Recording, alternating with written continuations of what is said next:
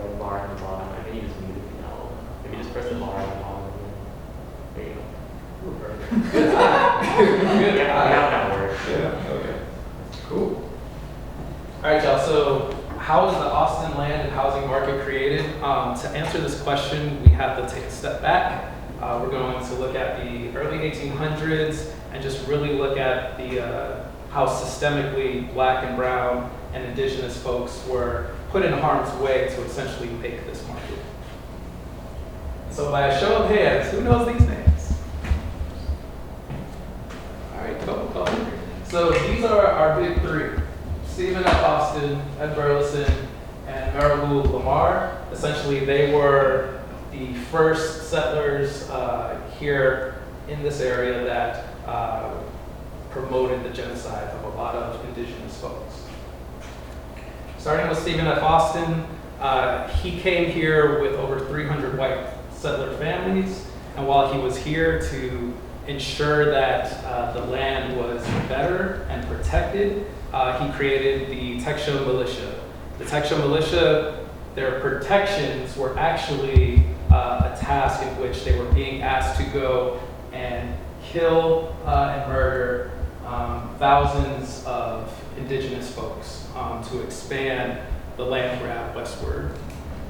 Some of y'all may know this, but the Texan militia would eventually become the Texas Rangers. Ed Burleson, he was actually a really good friend of Stephen F. Austin and was part of that Texan militia. He was granted thousands of acres to quote unquote protect and expand westward. And eventually he would go on to conquer lands all up and down the Colorado River and even create the capital of Wyoming. Mirabeau Lamar eventually became the president of the Texas Republic, and he wanted to ensure his vision of that westward expansion would happen, and that demand for their land and also increase in their prices and valuations of the land would happen over time.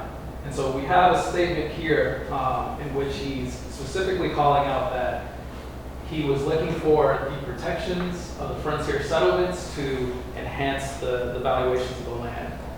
This also ties back to slavery in the sense that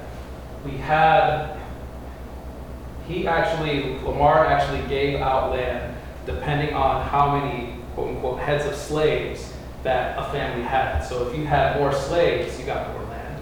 This was the start of the roots and the practices of land speculation here in Austin. Once Lamar actually moved the capital from Waterloo to Austin. And you'll see throughout the rest of our presentation, these same type of patterns happening throughout.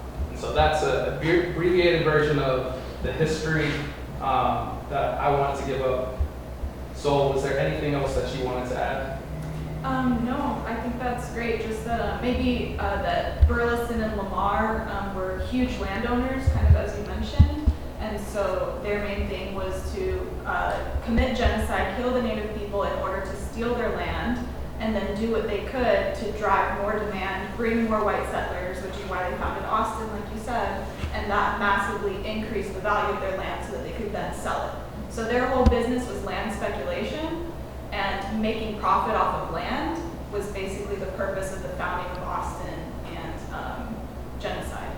And quick literary moment here. Land speculation is essentially when a person purchases land in hopes of maximizing profit. So sometimes they build, sometimes you won't, and we'll see that throughout history.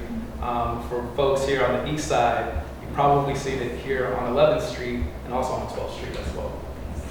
To kind of get to the 1900s, I'm going to kick it over to Matt.